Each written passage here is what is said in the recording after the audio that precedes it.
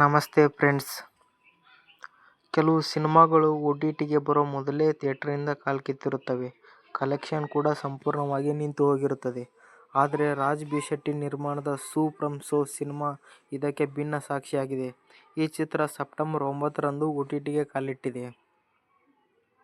ಚಿತ್ರ ಥಿಯೇಟರ್ನಲ್ಲಿ collection ಮಾಡೋದನ್ನು ಮುಂದುವರಿಸಿದೆ.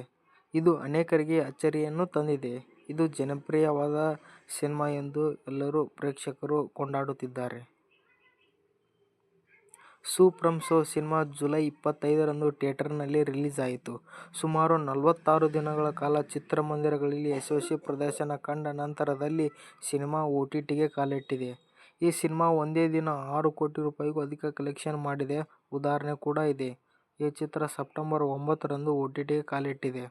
ಆದರೆ ಸಿನಿಮಾದ ಕಲೆಕ್ಷನ್ ಮಾತ್ರ ಇನ್ನೂ ನಿಂತಿಲ್ಲ.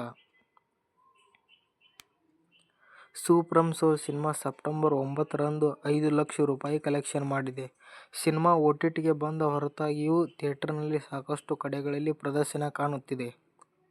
ಇದು ಚಿತ್ರದ ಹೆಚ್ಚುಗಾರಿಕೆ. ಅನೇಕರಿಗೆ ಸಿನಿಮಾ OTTಗೆ ಕಾಲಿಟ್ಟ ವಿಚಾರ ತಿಳಿದಿಲ್ಲದೇ ಇರಬಹುದು. ಹೀಗಾಗಿ ದುಡ್ಡು ಕೊಟ್ಟು ಥಿಯೇಟರ್ನಲ್ಲಿ ಸಿನಿಮಾ ವೀಕ್ಷಿಸುತ್ತಿದ್ದಾರೆ. ಸೂಪರ್ ಶೋ ಸಿನಿಮಾಗೆ ರಾಜ್ ಬಿ ಶೆಟ್ಟಿ ನಿರ್ಮಾಣ ಇದೆ.